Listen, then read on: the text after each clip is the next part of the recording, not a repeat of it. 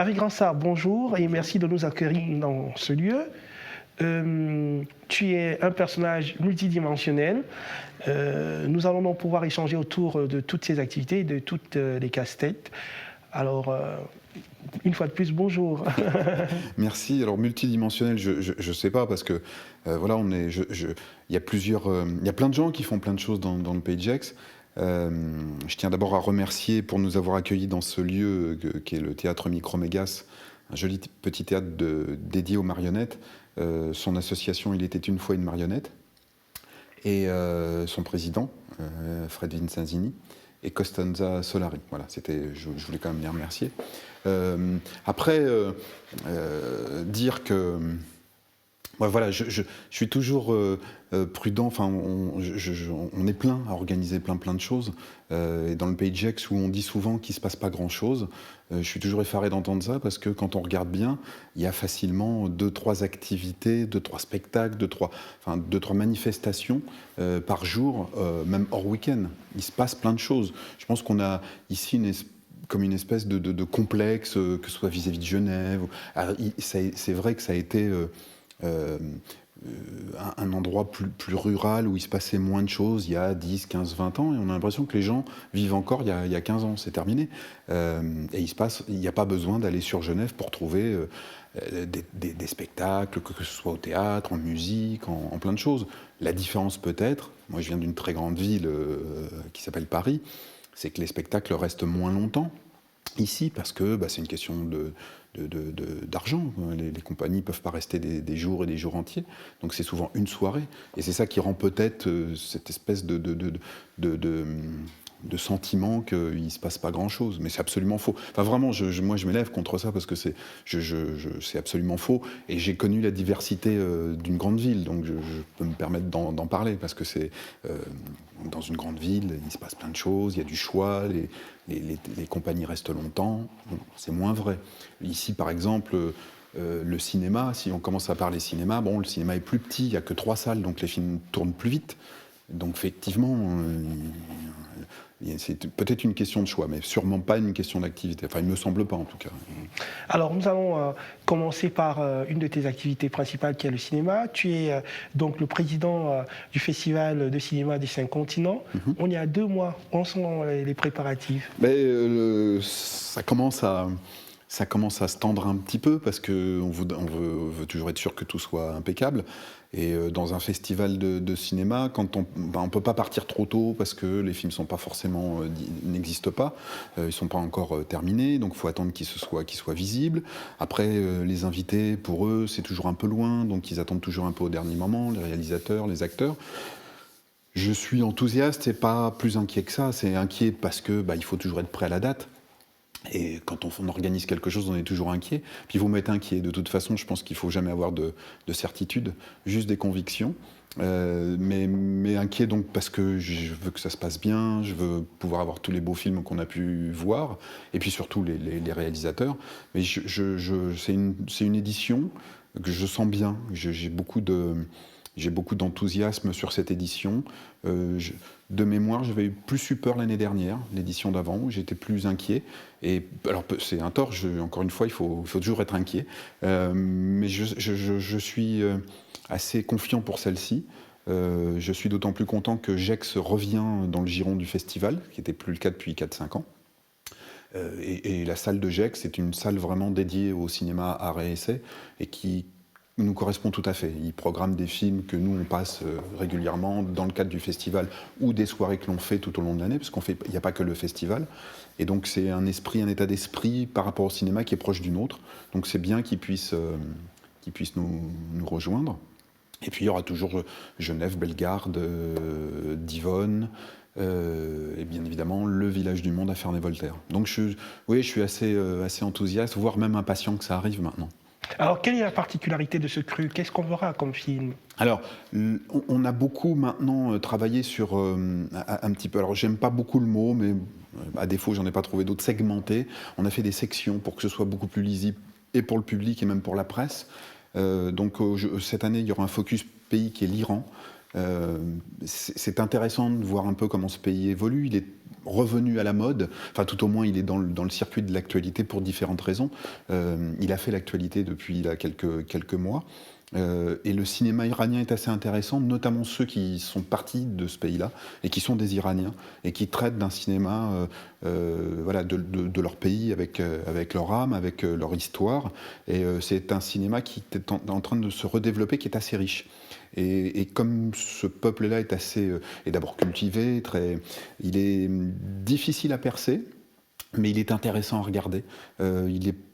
Nous, on le voit comme plein de contradictions, mais il a beaucoup de finesse, il est assez difficile à comprendre. C'est un pays qui est compliqué à comprendre. On n'a pas forcément tous les codes de compréhension, mais on va avoir des réalisateurs. Moi, j'ai déjà des accords sur des réalisateurs iraniens qui vont venir, et je pense que ça va être très enrichissant de comprendre un petit peu comment eux vivent les choses, même si pour ceux qui viendront, ce sont des gens qui sont exilés de leur pays, donc ils n'y vivent plus. Mais ils y vont de temps en temps. Pour certains, ils y vont de temps en temps. Donc, ils sont restés connectés.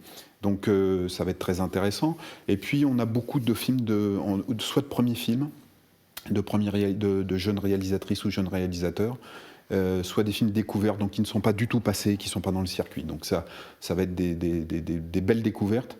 Et on a fait la part belle, et moi, j'y tiens beaucoup. Parce que c'est une des autres choses auxquelles je crois et je défends.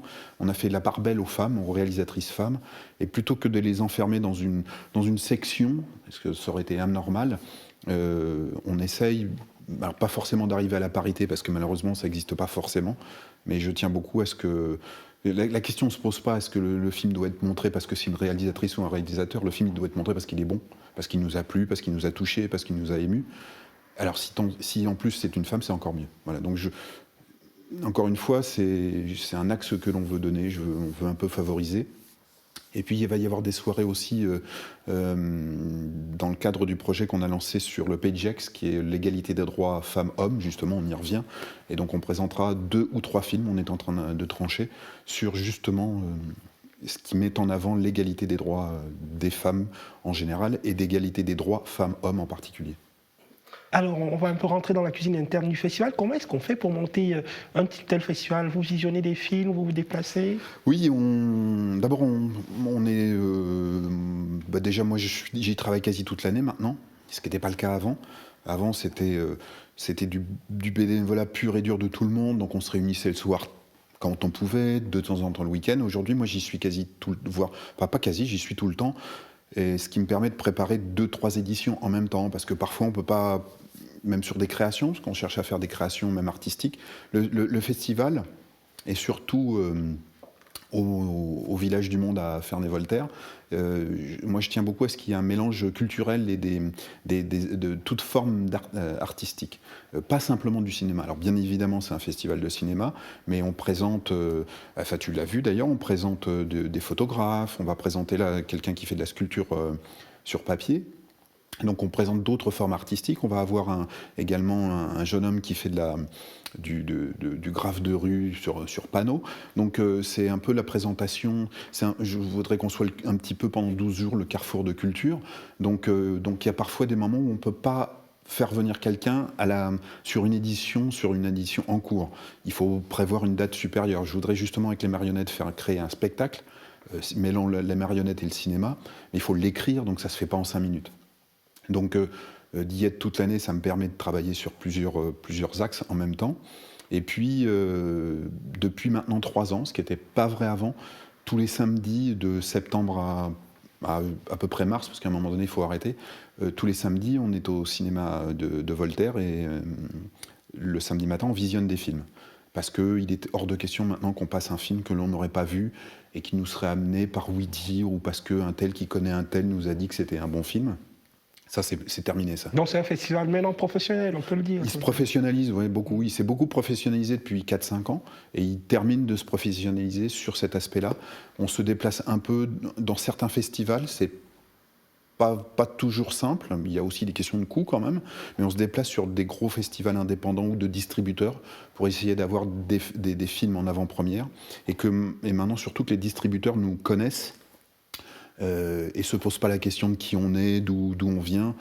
je te cache pas que c'est toujours un peu compliqué quand on dit le festival si je dis festival dans le Pays de Gex, un distributeur parisien, il visualise pas, quoi. Il faut que je lui dise, ah, mais c'est à côté de Genève, et là déjà c'est un petit peu plus simple. Donc, parce qu'on en reste un petit festival, c'est la 11e année, c'est encore voilà, on a nos preuves à faire, et c'est normal, il faut toujours faire. Et il y a toujours des preuves à faire, mais il faut qu'on progresse. On a beaucoup aussi progressé sur les invités qui viennent, et qui, quand ils repartent, donnent un bon retour, vraiment. Il n'y en a eu aucun qui ait donné un mauvais retour à leur producteur ou distributeur. Et donc c'est important parce que comme tout milieu, c'est un petit milieu, et on commence à avoir des retours des distributeurs qui nous disent « Ah mais vous avez reçu tel ou tel réalisateur, il était très content, ça s'est bien passé ». Ça c'est important parce que voilà, c'est une réputation et c'est toujours difficile à construire, donc c'est important que ces gens-là qui viennent se sentent à l'aise et soient bien reçus, et puis après surtout qu'ils puissent le dire. Alors, est-ce qu'on peut avoir un nom déjà, un des grands noms du festival cette année ? Alors pour le moment, de ceux qui ont accepté, c'est pas forcément des gens connus, parce que si je dis Sedipet Farsi, c'est une jeune réalisatrice qui a fait un très joli petit film, Red Rose. Alors quand je dis petit, c'est pas en termes de, pour moi c'est parce qu'il est très fin, il est très très émotionnel. Bon voilà, elle n'est pas forcément connue. Donc pour le moment, j'aurais du mal à citer des réalisateurs connus, et ceux qui sont très connus, j'attends leur accord. J'en ai un qui est pas définitif et je veux pas m'engager parce que je veux pas être pris à défaut après. Donc c'est encore un petit. Donc nous n'aurons pas de confidence. Non, je peux pas parce que je suis pas superstitieux, mais je voudrais pas que ça me porte la poisse, quoi. Donc, tu vois, cette année, j'espère 2 grands noms. Voilà, 2 grands noms, et si ces personnes-là viennent, ça sera un grand plus. Ouais, ça sera plus pour le festival. Je cours pas après les noms parce que c'est important. Moi, si j'avais choisi entre un grand nom et pas d'autres réalisateurs, ou tous les réalisateurs des films présents, je choisirais le deuxième cas. Je ne suis pas dans le show pour dire « Ah, mais on a reçu un tel ». On a déjà eu des grands noms qui sont venus. Hein. Il y a quand même, je peux citer Jean-Pierre Améris, Édouard Molinaro, Richard Bohringer. C'est quand même très très bien pour un petit festival. Et surtout à l'époque, quand ils sont venus, on était encore plus jeunes. Mais je ne cours pas après ça. Je cours plus un film et son réalisateur. C'est important. Mais je pourrais citer aussi, et ça me revient là maintenant, on a choisi, et je sais que ça te touche, on a choisi L'homme qui répare les femmes. Son réalisateur, qui est Thierry Michel, n'est pas connu forcément. Enfin, il est connu dans le milieu documentaire, mais pas forcément pour des gens affernés comme ça qui passent. Mais Thierry Michel, c'est reconnu. Ouais, et il a accepté de venir. Il va venir présenter. Et il n'est pas exclu qu'on ait le docteur Mukwege qui vienne. Donc voilà, mais c'est pas encore. Alors le réalisateur a dit oui, le docteur a pas encore dit oui. Donc voilà, je veux pas trop m'avancer parce que je veux pas aussi que l'on me dise ah vous avez fait des promesses que vous n'avez pas tenues. Donc je reste prudent. Voilà, mais ça semble être une belle édition quand même. A priori, c'est de bon augure. Alors nous allons quitter le cinéma pour aller dans une autre de tes casquettes. Tu es connu comme un homme de conviction et avec un tempérament assez fort. Et... il y en a à qui je déplais, surtout dans les sphères politiques. Il y en a que j'agace. J'ai le tort de dire ce que je pense. Il faut juste espérer que je pense ce que je dis. Mais a priori, depuis le temps, je suis plus tout jeune. Et je pense que je pense à peu près ce que je dis, quand même. Alors c'est vrai que j'ai un caractère un peu difficile. Disons émotionnel, donc je réagis parfois un peu rapidement. Mais bon, voilà, on y fait comme on est, hein, c'est comme ça. Et je continue. Comment dire, c'est difficile d'être tout le temps en colère, je le reconnais, c'est pas forcément une bonne chose, mais c'est aussi un moteur, il faut aussi le prendre comme ça. Donc je me dis, si j'avais pas ce moteur-là, je sais pas si le véhicule avancerait encore, donc... c'est ce qui me permet aussi de prendre des causes, d'embrasser des causes qui me semblent injuste, honteuse. C'est des choses qui me révulsent, voilà, réellement, et c'est pas une posture. Moi, je tiens pas à être spécialement mise en avant. J'ai accepté ton interview, mais en même temps, des fois, je me dis, mais je suis pas légitime, moi, à parler. Je suis rien. Je suis un petit bonhomme dans une vie, dans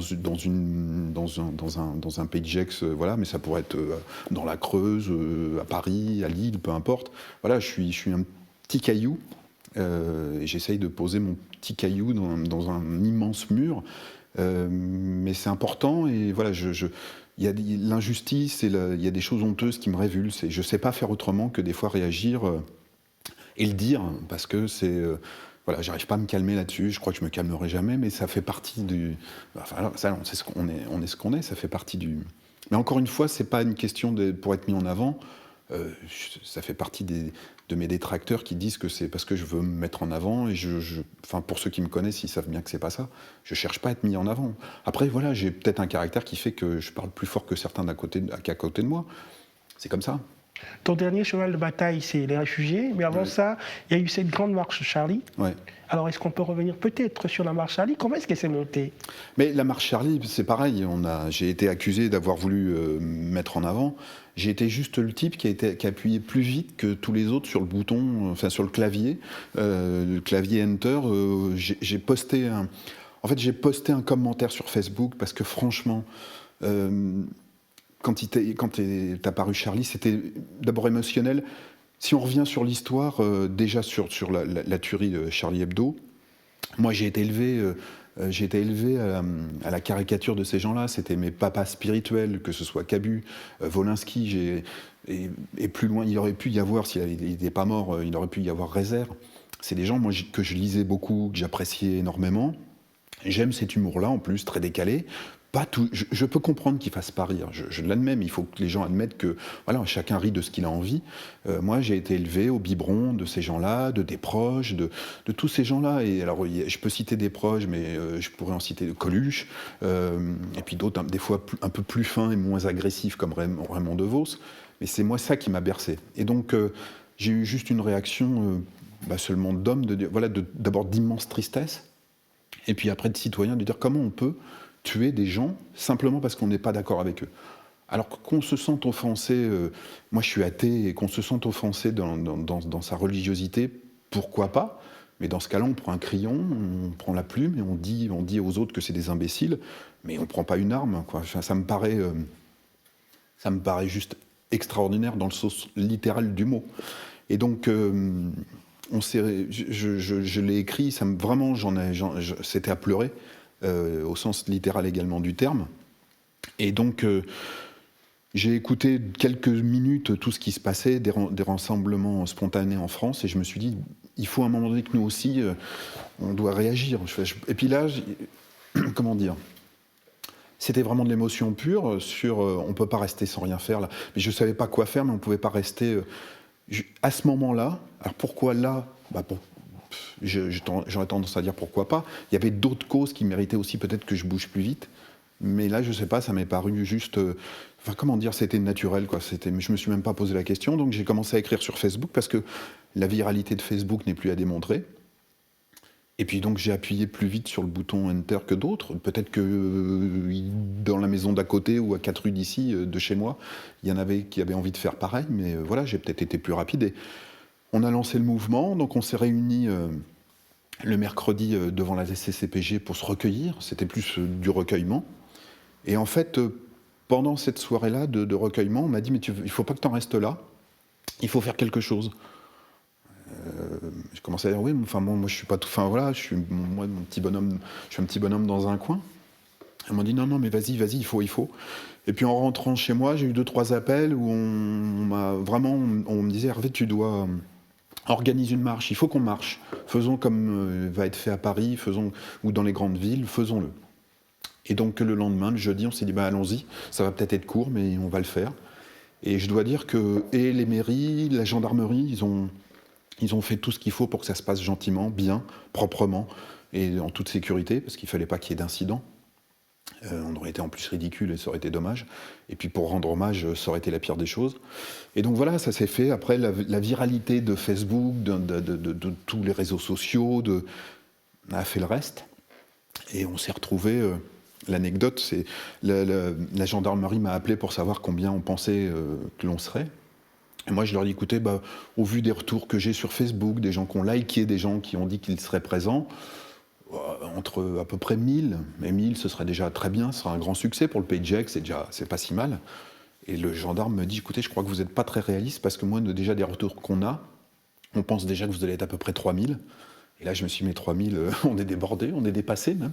Donc, il m'a dit, vous êtes gentil, mais vous faites en sorte qu'il y ait la protection civile, parce que, raison de sécurité. Là, ça devenait déjà plus... Enfin, on a été un peu dépassé par ça, alors que le but, c'était manifester notre étonnement, notre réprobation, notre recueillement. Et puis, alors tout le monde s'en est mêlé, hein, j'ai eu le droit aux appels des maires, etc., etc. Et puis des refus de dire il ne faut pas qu'ils portent l'écharpe tricolore. J'ai commencé à dire pas de drapeau, pas de truc. Enfin, je veux que ce soit digne. Et puis finalement, on s'est retrouvé à 10 000 à Ferney-Voltaire, donc c'était juste. Et puis ça s'est passé franchement merveilleusement bien. Tout le monde a été digne. Tout le monde s'est tenu correctement. Les élus n'en ont pas trop fait. Ils sont restés à leur place, très très bien. Je dois les en remercier. Et vraiment, les gendarmes, tout le monde a fait ce qu'il faut. La police municipale de Ferney, la protection civile, enfin, tout le monde a fait ce qu'il faut pour que ça se passe bien. On a eu beau temps et on a pu faire une vraie marche citoyenne en honneur de ce qui s'est passé, du drame qui s'est passé, et de simplement de dire qu'on n'oublierait jamais ça, quoi. Et qu'encore une fois, on peut ne pas être d'accord. Il y a des gens qui sont venus, moi, dans la marche, on a discuté un petit peu, qui étaient là en disant, moi, j'aime pas Charlie Hebdo, j'aime pas ce qu'ils font, mais voilà, on peut ne pas aimer, mais pour autant, on tue pas les gens, quoi. Enfin, c'est un truc, et encore moins pour des convictions religieuses. Moi, j'aime pas les intermédiaires religieux, quels qu'ils soient, quelle que soit la religion, et j'aime pas parce qu'ils véhiculent des choses négatives, et que je pense pas que ce soit de bons intermédiaires, mais pour autant, voilà, ils existent, et tant que ça reste dans les choses acceptables, on n'a pas à faire ça, quoi. Voilà. Donc ça a été une belle chose. Après, ça m'a un peu... Bon, on a eu enfin voilà, on a des gens qui se sont déplacés des télés parce qu'ils voulaient voir, mais je voulais pas que ça me dépasse. Moi, je l'ai pas fait pour apparaître à la télé, encore une fois. Et j'en ai plus jamais reparlé parce que c'est quelque chose de personnel. Je l'ai fait à la limite un peu égoïstement pour moi, et de dire, à un moment donné, il faut arrêter aussi de dire je suis pas content, je suis en colère. Alors j'écris et je le dis, mais c'est facile. Moi, je suis derrière mon petit bureau, je risque pas grand-chose, dans ma petite vie tranquille. Donc à un moment donné, il fallait bouger, il fallait montrer. C'est pas le tout de le dire, quoi. Il fallait le faire. Voilà, c'était important. Moi, c'est aussi quelque chose qui me tient à cœur. C'est pas le tout de dire les choses. C'est toujours facile d'avoir des idées sur tout, ou surtout d'avoir des idées. C'était aussi de faire faire quelque chose. Et ça va pas bien loin, hein, c'est une marche. Bon, mais voilà, c'était important. Ça fait partie de ces choses-là. C'est important. Alors, il y a le collectif des réfugiés maintenant. Oui, alors c'est un prolongement. En fait, on a voulu, après, on s'est dit, on va pas en rester là. On va faire un collectif Charlie pour... parce qu'encore une fois, c'est bien beau de dire les choses, d'avoir des postures, mais ça suffit pas. Donc on a voulu, avec une petite bande de 4-5 personnes, on a voulu prolonger ça. Et puis dire, voilà, on va aller plus loin. On va continuer. Bon, le problème, c'est que ce groupe-là, c'est pas... Il n'y a pas eu d'osmose suffisante. Parce que ça prend du temps, parce que, voilà, il y a toujours des bonnes raisons, ou des mauvaises, pour que ça continue pas. Et ça, voilà, l'osmose, c'est pas faite. Et puis, il se trouve que est apparu... alors ça existait déjà avant, mais vraiment de manière prégnante, le problème des migrants. Et donc il faut voir ça comme un prolongement. On s'est dit, bon voilà, on n'arrive pas nous à... Parce que, pour revenir sur ce groupe qui n'a pas duré, on voulait faire une forme particulière. On voulait créer un événement tous les mois. Et bon, il y en a qui n'étaient pas en phase avec ça, donc c'était compliqué. Et du coup, est arrivé le problème vraiment des migrants de manière importante, et on s'est dit, c'est un vrai prolongement à poursuivre. Et on a reconstitué un autre groupe, et pour dire, voilà, on va pas... Il faut les accueillir, c'est juste impossible. Moi, j'ai honte d'être européen parce que Bien sûr que c'est dur en ce moment, que c'est plus si simple qu'avant, mais enfin, on ne peut pas comparer notre niveau de vie avec les niveaux de certains pays d'Afrique, enfin, voire la plupart, dont la population, parce que leurs dirigeants vivent bien, entre la corruption et le reste, mais c'est des gens qui crèvent la faim, qui n'ont pas de boulot, qui n'ont pas d'avenir, qui n'ont pas d'espoir, que ce soit l'Afrique, que ce soit les pays maintenant du Liban, de la Syrie, de la Libye, où quelque part on est venu. Alors je ne veux pas rentrer dans la politique à de Francisou, je suis peut-être pas compétent, mais on est venu mettre la pagaille là-bas, notamment en Libye et en Syrie, et certains se sont servis parce que c'était le but.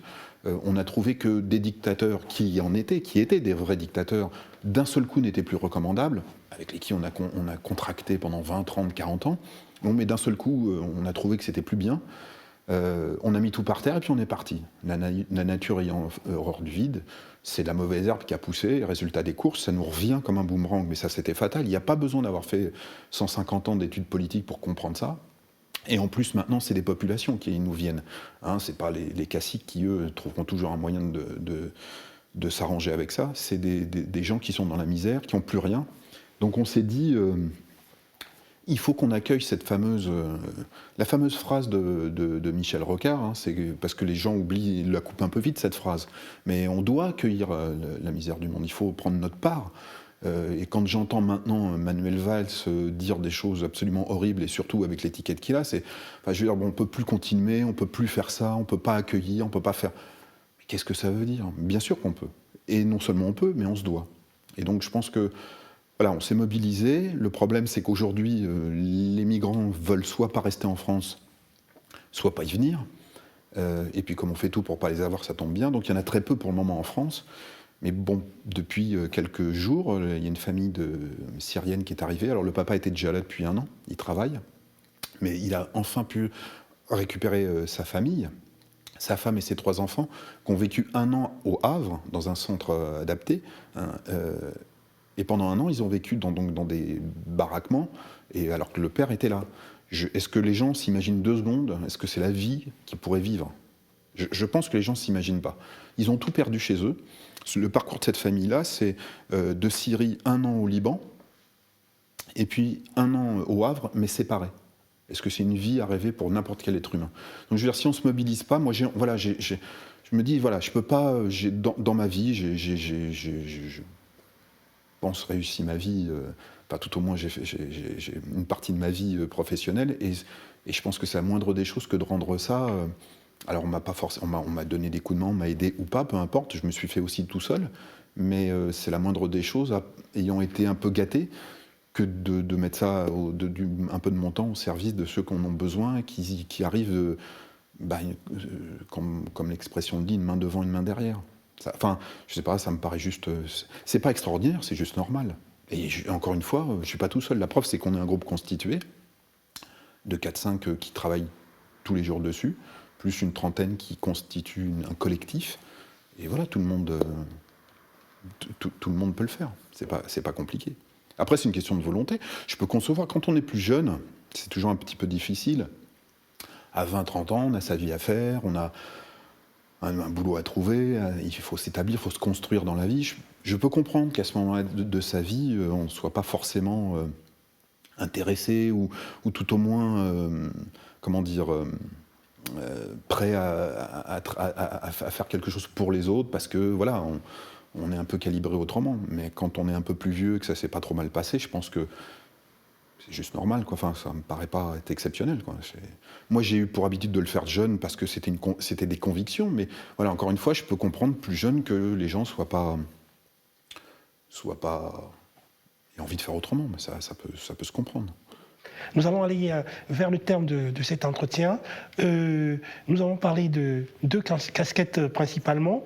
Je souhaite aborder une autre, c'est celle de l'écrivain. Tu aimes bien écrire, tu es un homme de la plume. Oui, j'ai fait un métier aussi qui me le permettait au départ, dans la communication et l'édition surtout, parce que j'ai été éditeur. Et puis l'écriture, ça m'a toujours paru c'était pour moi un moyen d'exprimer aussi ce que j'arrivais peut-être pas à dire, ou parfois que je le disais de manière trop en colère. Donc ça me permet de me calmer, d'adoucir mes rages. Et puis un jour, j'ai décidé de passer le pas et puis d'envoyer ce que j'avais gribouillé et noirci quelques feuilles à un éditeur. Et puis de fil en aiguille, bon, j'ai eu le droit à tout le parcours, entre ceux qui répondaient pas, ceux qui m'ont gentiment conseillé de faire autre chose. On a quand même trouvé quelques-uns qui ont accepté de publier, dont une, c'était une éditrice qui a publié le premier, puis de fil en aiguille, j'en ai écrit un deuxième, puis un troisième, et là je prépare le quatrième. C'est important, c'est ma petite bulle de tranquillité ou de créativité, où je me sens à l'aise, je me sens tranquille, et c'est une vraie thérapie pour moi. Voilà, c'est une vraie thérapie. Quand on a des peurs et des angoisses et des colères, ça permet d'apaiser. Voilà. Donc je poursuis ardemment. Alors, ta grande passion, c'est aussi le rock et Bruce Springsteen. Oui, oui. Alors, oui, mais c'est vrai que, je pense que, quand on a des convictions, moi, je suis un homme de convictions et de passion, et je suis un fou amoureux du rock. Mais vraiment un fou amoureux. Voilà, ce que j'ai manqué, c'est de pas savoir jouer d'instrument. Ça, c'est mon grand drame. J'ai eu, à force d'être en guerre avec tout le monde, j'étais en guerre contre ma maman à une époque, qui a voulu me mettre devant un piano. J'ai refusé. Et je m'en mords les doigts aujourd'hui. Voilà, comme quoi, des fois, il faut dépasser ses colères et ses combats. Et donc, je joue pas de musique. Je suis incapable. J'ai pas le tempo. Mais j'écoute. La musique fait partie de ma vie. Je suis incapable de passer une journée sans écouter de musique et du rock. Et donc, il y a deux groupes. Enfin, il y a deux, moi, qui sont deux. C'est les Who et Bruce Springsteen, qui est un. Oui, je suis comme un fan à l'âge que j'ai, c'est un peu misérable, mais je suis un vrai fan. J'en suis plus au poster au mur quand même. Ma femme serait pas d'accord, mais je suis un grand fan. Je le suis quand il vient en France, et j'y vais. Je serai le 11 juillet à Paris pour aller le voir, puisqu'il passe. Oui, je le suis dès qu'il est à Paris, j'y vais. Bon, je suis moins fan que certains. Où je lis des articles où ils le suivent de ville en ville. Alors là, c'est même plus être fan. Là. C'était une vraie groupie. Mais oui, je suis fan, et je me dis que j'ai quand même des fois une bonne étoile, et peut-être qu'un jour, il me sera donné de le croiser. J'ai juste peur de ne pas savoir quoi dire, est un peu béto, mais bon. Springsteen, mais quand on voit, c'est aussi un parcours de vie, ce type-là, c'est extraordinaire, parce que parfois, les Français ont une image de lui comme un type un peu brut de fonderie qui ferait du rock avec. Mais il faut écouter les paroles de ce que. Faudrait traduire ses paroles pour mieux comprendre ce qu'il véhicule. Et il y a un vrai parcours intéressant. C'est pas juste de la musique. Et il a des combats humains, sociaux qui sont réels. C'est pas. Et ça n'empêche pas qu'il soit multimilliardaire, mais peu importe ça. Je suis convaincu de sa sincérité absolue là-dessus. Donc ça colle bien avec. Il est toujours en colère à 66 ans. Parce que pour faire du rock, il faut être un peu en colère quand même. Mais je pense que c'est réellement. Enfin, je doute pas de sa sincérité. Je peux me tromper, peu importe, je le connais pas, mais j'en doute pas. Et ça renvoie moi à certaines choses. Et dans certains moments de ma vie ou ses musiques. Alors c'est peut-être un peu fleur bleue ce que je vais dire, mais ces musiques m'ont aidé, ces chansons m'ont aidé à passer certains caps. Alors, pour terminer, ce sera à la fois donc un coup de gueule, puisque tu te définis quand même comme un révolté, un coup de gueule, et aussi en dehors des personnes que tu as citées dans cet entretien. Donc tu parlais de Cabu, tu as aussi parlé de Springsteen. Est-ce que tu as de l'admiration pour quelqu'un? Il y a des gens qui te font rêver comme ça. Mais il y en a. Vaste question. Oui, mais moi, il y en a plein qui forcent mon admiration, des connus et pas connus. Plein. Et en même temps, j'ai pas le culte. Alors, ça peut paraître ambigu et ambivalent, ce que je veux dire, mais j'ai pas le culte de la personnalité. même si j'admire, le mot est peut-être presque dans ce cas-là trop fort, si je dis que j'ai pas le culte de la personnalité, mais des gens connus comme Springsteen, des auteurs, des écrivains, et puis des gens pas du tout connus dans le Pays de Gex. Moi, je mets toujours en avant, elle déteste ça, mais quand je prends Blandine Charrue de Ni pute ni soumise, comité auquel j'appartiens,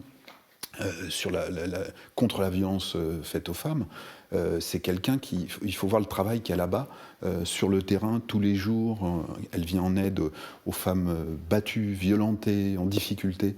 Mais je pourrais même citer Jean-Marc Gaillard de la CIMAD. Ce sont des gens qui sont pas forcément connus et qui travaillent tous les jours de manière inlassable. Donc oui, il y a plein de gens moi qui forcent mon admiration, et quand je dis j'ai pas le culte de la personnalité, c'est que je cherche pas à ressembler à quelqu'un. C'est en ça que je dis que j'ai pas le culte même Bruce Springsteen je suis vraiment encore une fois comme un môme devant ce type-là. Et je cherche pas à lui ressembler, ça m'intéresse pas. J'essaye déjà de me ressembler à moi-même, et je sais même pas à quoi je ressemble. Donc je cherche pas à ressembler à quelqu'un. Je n'y crois pas et ça m'intéresse pas. Par contre, oui, il y a plein de gens que je trouve extraordinaires dans ce qu'ils font tous les jours, dans ce qu'ils sont, tout simplement. Alors je peux pas citer parce que la liste est absolument trop longue. Et puis, dans ce cas-là, je dois absolument citer mon épouse. Parce que déjà, elle m'a supporté 30 ans, c'est déjà immense. Rien que ça, elle mérite une médaille. Donc oui, voilà, c'est quelqu'un qui a un courage terrible et dont la dernière des préoccupations, ce serait de se mettre en avant. Donc voilà, il y a plein de gens, Donc en citer un, que j'ai pourtant fait, ça serait oublier tous les autres. Et c'est juste impossible. C'est juste impossible. Alors le coup de gueule. Alors le coup de gueule, j'aimerais bien un jour que... Alors, je vais le résumer avant de le développer 2 secondes. La culture coûte cher, effectivement, mais essayez donc l'ignorance. Voilà, ce serait ça le coup de gueule. C'est-à-dire qu'aujourd'hui, c'est un peu trop facile d'entendre les gens et les politiques dire qu'on n'a plus d'argent, on ne sait plus comment faire, donc la culture, ça ne sert à rien. Ce sont la plupart tous des incultes, comme moi, mais ils ne font même pas l'effort d'essayer de lire un peu, d'essayer d'aller au théâtre. Et moi, ça me désespère parce qu'il n'y a pas tant besoin d'argent que ça, mais les artistes, ce sont aussi des gens qui payent leurs factures, qui ont besoin de vivre, qui ont besoin de manger, et ils ne gagnent pas juste 3 francs 6 sous, c'est un peu facile. Donc j'aimerais bien qu'à un moment donné, qu'on arrête un peu de dépenser de l'argent n'importe comment, qu'on arrête de dépenser dans les caméras de surveillance, qu'on arrête d'être dans le tout sécuritaire et qu'on aide un petit peu plus des gens qui sont merveilleux à créer tous les jours, qui ont des idées constamment et qui passent leur vie à faire ça, et qu'on les aide un petit peu plus. Et ça m'agace quand j'entends tout le temps. Maintenant, la première chose et pas spécialement dans le Pays de Gex, ça s'est même produit à Genève, là, depuis quelques temps. Quand on vient déposer un dossier culturel, la première réponse est « Ah oui, mais attendez, vous savez, la baisse des dotations. » Ils savent plus dire que ça, quoi. Et ça, c'est juste... Voilà, ça m'agace, mais ça c'est comme les migrants, mais c'est un peu le même principe, c'est mais maintenant, vous savez, regardez tous les chômeurs, etc., donc on n'a plus d'argent. Eh bien c'est bien, on fait une société qui se cloisonne, qui s'enferme, et si on veut les fachos au pouvoir, et on n'a qu'à continuer comme ça, et c'est ce qu'on aura. Donc si c'est ça que les gens veulent, il n'y a pas de problème, on y va tout droit. Voilà. Et ça, alors là, ça sera une cause de plus, mais je peux encore descendre dans la rue pour ça, quoi. Et je descendrai dans la rue, il n'y a pas de problème. Parce que les extrémistes, et notamment de droite, c'est juste pas possible. Alors, nous terminons sur une forme très chevaleresque. Hervé Grinchard, le dernier des chevaliers ou... Non, mais non, parce que encore une fois, on va me dire, ça y est, il se met en avant. Mais non, ici, il y en a certains qui m'appellent le rageux. Ouais, je suis toujours en colère, donc ça me va bien. Mais voilà, le dernier des le dernier des coléreux. C'est lui. Voilà, il faut chacun à sa place. Moi, je reste dans mon petit fauteuil. Voilà. Mais je suis en colère, ouais. Donc, qu'est-ce qui te reste qu'est-ce qu'on peut te souhaiter? Un très bon festival? Oui, un très beau festival. Un lieu ici qui est... Oui, parce que maintenant, tu es aussi un des lieux où... Oui, c'est un lieu dont je m'occupe également, où j'ai intégré l'association, parce que c'est un lieu de créativité, les marionnettes. Les marionnettes, le premier spectacle dont je me souvienne quand j'étais tout petit, c'était Guignol au parc Montsouris. Donc je ne sais pas si la boucle est bouclée. D'abord, ça ne m'arrangerait pas parce que j'ai l'intention de vivre encore un peu longtemps. Mais en termes de créativité, voilà, c'est le premier spectacle de ma vie que j'ai vu petit. C'était Les Marionnettes, le théâtre de Guignol. Et donc je viens de rejoindre l'association. Et donc voilà, il y a des beaux spectacles en perspective. Il y a un festival des marionnettes aussi au mois de juin à Fort-l'Écluse. Donc entre le festival de cinéma, le festival de marionnettes, voilà, que ça se passe bien, qu'il y ait du monde et qu'on puisse durer. Parce que ce qui moi m'intéresse dans mes combats, c'est toujours que les combats durent. J'aimerais bien que certains s'arrêtent parce que ça voudrait dire qu'on a gagné, notamment les migrants. Mais dans d'autres, comme le festival de cinéma et celui des marionnettes, mais qui durent longtemps. Ce qui voudrait dire qu'il y a plein de monde tout le temps, que ça suscite l'intérêt et la curiosité des gens et qui viennent nous voir parce qu'ils savent qu'ils vont trouver de la qualité. Donc, ce qu'on peut me souhaiter, des idées et pour faire des créations et des beaux projets artistiques. Voilà. Si j'ai un vœu à faire, ce serait celui-là. Et ce serait bien. Merci à Brégançon. Et c'est moi qui te remercie, Philippe.